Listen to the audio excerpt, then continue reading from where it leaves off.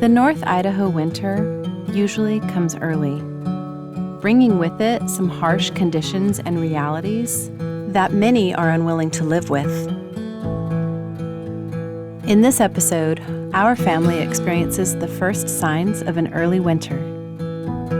We're also faced with a near-death experience of our dog Ranger, resulting from a blockage of deer fur in his intestines, requiring 2 surgeries and 1 month of post-operative recovery. We are Hidden Creek Family Ranch, a 3-generational family teaming up to build our homestead from scratch in North Idaho.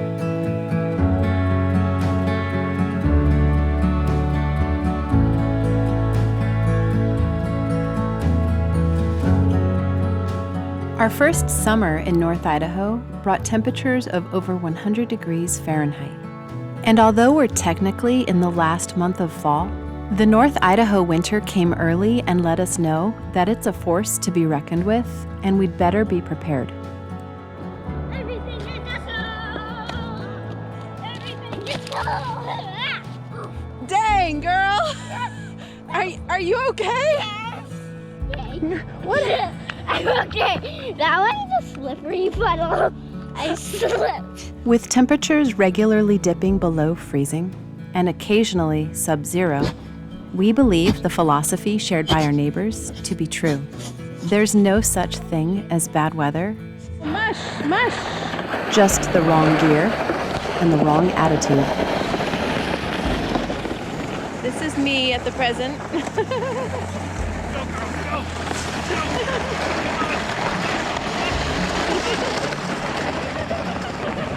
Oh, we're coming up on the fast part. It's the curve. Keep me on the road. Keep me on the road.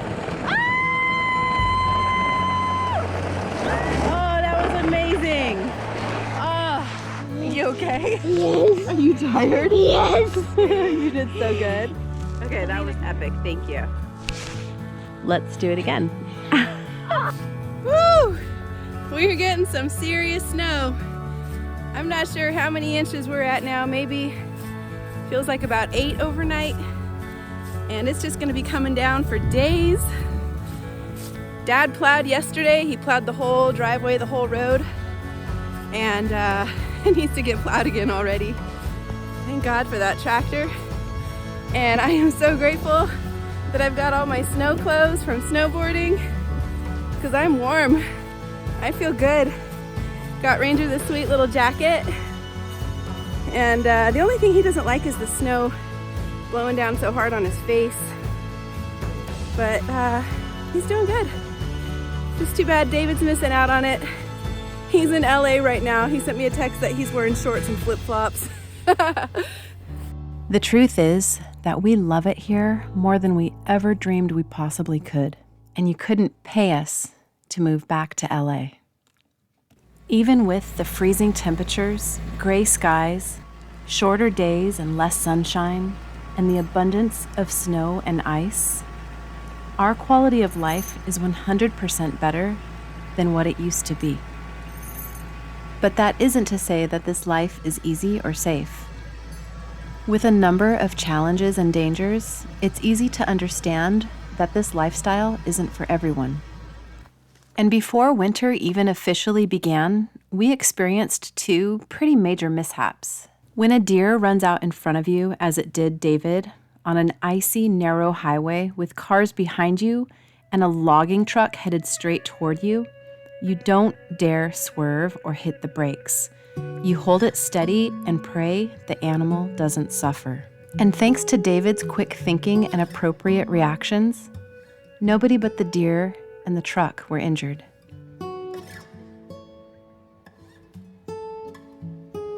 As much as we hate to see any pain or suffering or death of any animal, when it's one of our own, it's one of the family. And less than 2 weeks before Thanksgiving, we almost lost Ranger.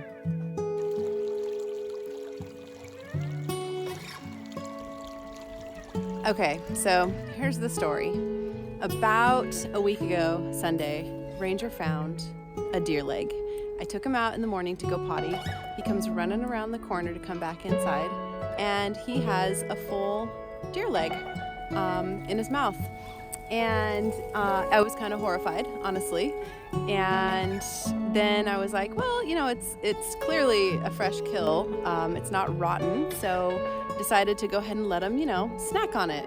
And David and I let him snack on it for a bit. We just went over to push some logs around, move some fallen trees off the road. And when we came back a little over an hour later, the whole thing was gone.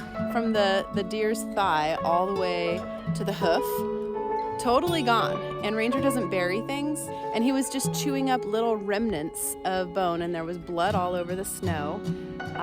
And he looked super stoked, and I was honestly horrified that he had eaten the whole thing. I was gonna let him snack on it. He usually chews on things, on bones and things like that for days. But no, he devoured this whole thing in a very short amount of time, and his tail was wagging, and he was all stoked on himself. And deep in my gut, I was like, all right, this probably isn't good. So we're just gonna have to keep an eye on him and keep him moving, and hopefully the whole thing just digests and passes through him. So that night he was totally fine. He ate his dinner, and the next day was Monday.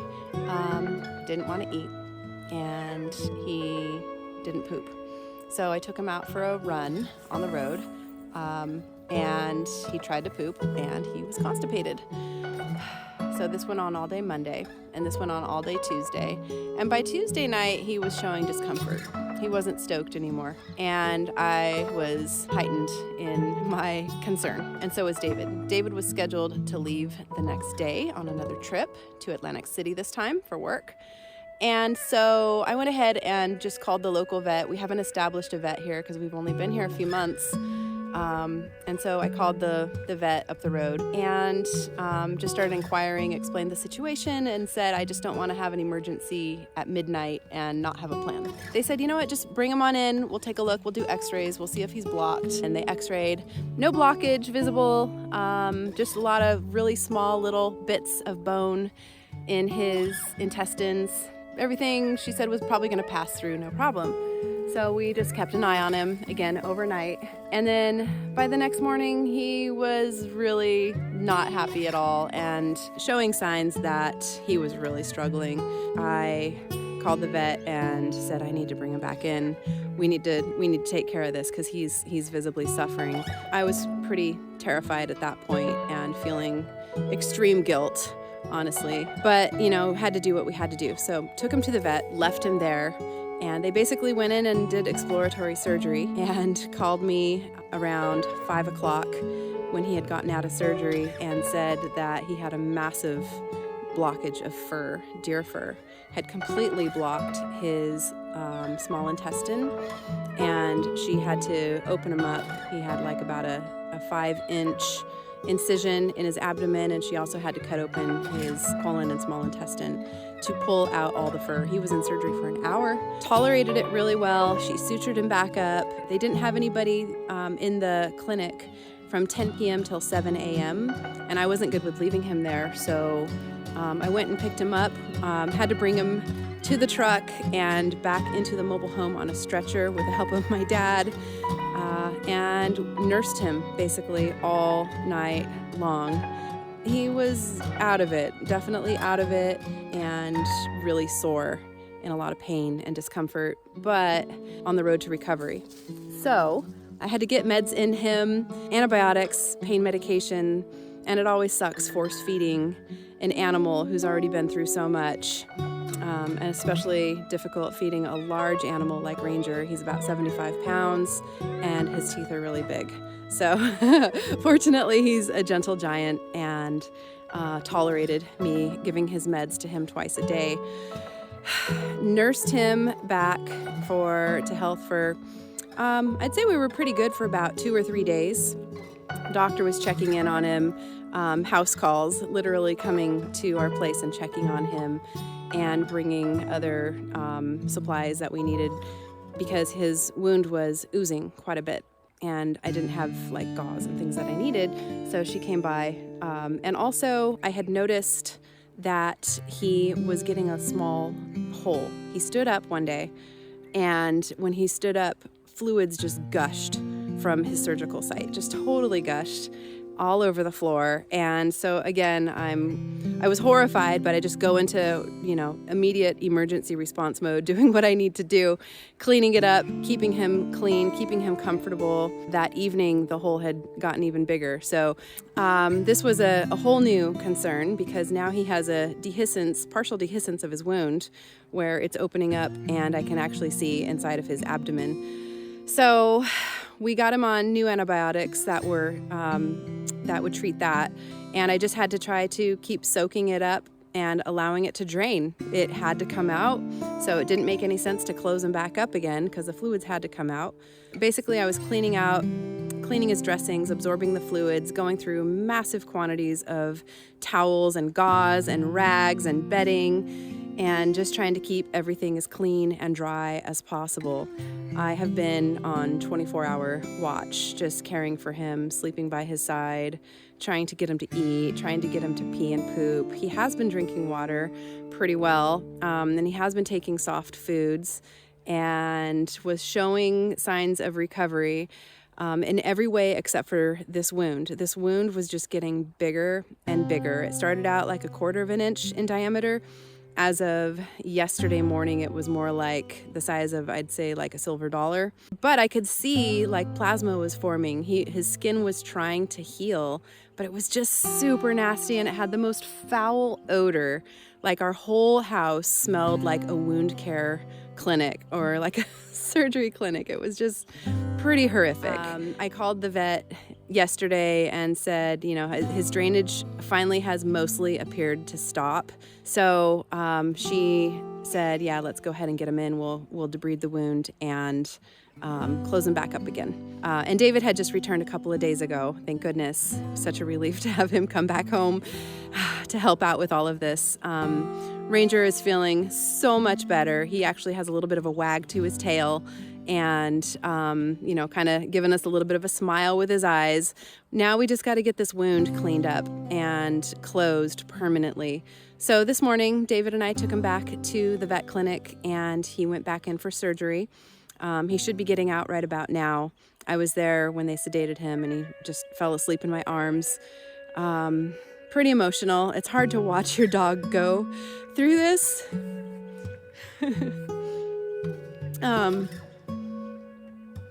As he's a very special part of our family, and it's been really hard because I thought I was gonna lose him. Yeah, I thought I was gonna lose him. But it looks like he's a trooper. Thank God he's young. He's 4. And he's healthy, and he's just been so super active and happy here. He's not quite out of the woods. We've got to get this wound closed up permanently.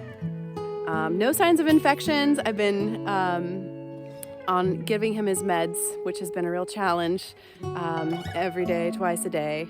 So that has definitely been helping significantly.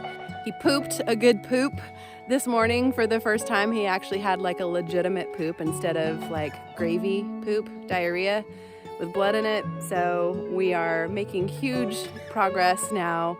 And now I'm just waiting for the phone call from the vet to come back and pick him up, bring him home. He's going to be staying with us again tonight to recover. So a few more nights of post-surgical wound care, and then he hopefully will be finished and back to his normal self again.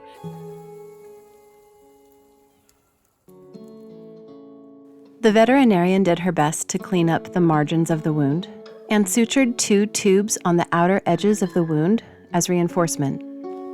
And the rest was up to us to ensure that Ranger finished his antibiotics, to keep the surgical site clean, and to make sure Ranger stayed comfortable and rested as much as possible.